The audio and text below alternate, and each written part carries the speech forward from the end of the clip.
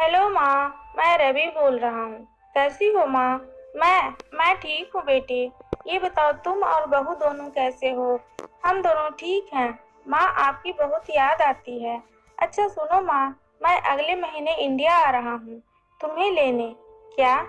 हाँ माँ, अब हम सब साथ ही रहेंगे। नीतू कह रही थी माँ जी को अमेरिका ले आओ।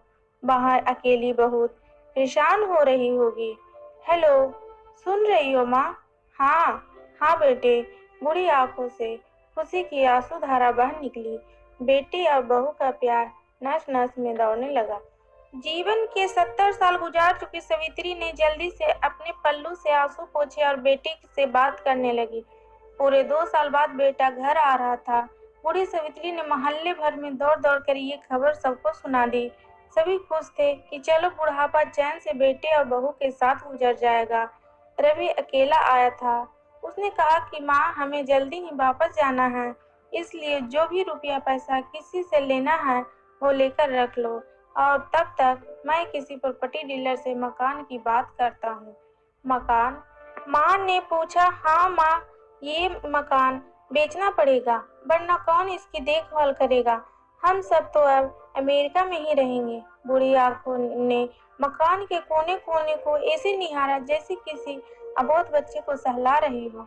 आनन फानन और औने पौने दाम में रवि ने मकान बेच दिया। सावित्री देवी ने वो जरूरी सामान समेटे जिससे उनको बहुत ज्यादा लगाव था। रवि टैक्सी मंगवा चुका था। एयरपोर्ट पहुंचकर रवि ने कहा, माँ तुम यहाँ बैठो, मैं अंदर जाकर सामान की जांच और बोर्डिंग और वीजा का काम निपटा लेता हूँ। ठीक है बेटे। सावित्री देवी वहीं पास की बेंच पर बैठ गई। काफी समय बीत चुका था। बाहर बैठी सावित्री देवी बार बार उस दरवाजे की तरफ देख रही थी जिसमें रवि गया था, लेकिन अभी तक बाहर नहीं आया।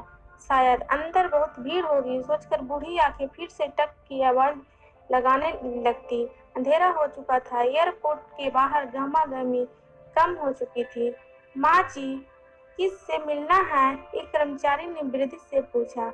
मेरा बेटा अंदर गया था टिकट लेने, वो मुझे अमेरिका लेकर जा रहा। सावित्री देवी ने घबराकर कहा। लेकिन अंदर तो कोई पैसेंजर नहीं है।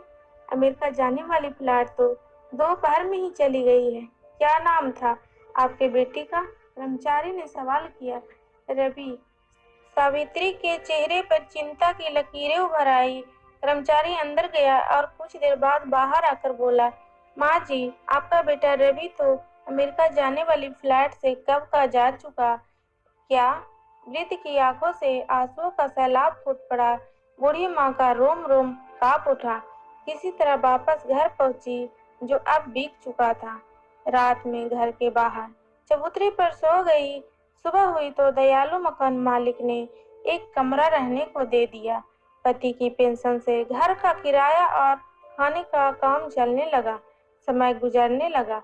एक दिन मकान मालिक ने वृद्धि से पूछा, माँ जी, क्यों नहीं आप अपने किसी रिश्तेदार के यहाँ चली जाएं? अब आपकी उम्र भी बहुत हो गई है, अकेली कब तक रह पाएंगी? हाँ, चली तो जाऊं, लेकिन कल को मेरा बेटा आया तो यहाँ फिर कौन उसका ख्याल रखेगा? आंख से आंसू आने लगा। दोस्तों, माँ बाप का दिल कभी मत दुखाना, माँ तो माँ होती है। दोस्तों, अगर ये वीडियो पसंद आए तो एक कमेंट जरूर करना, लाइक करें, शेयर करें और सब्सक्राइब करें। Bye bye.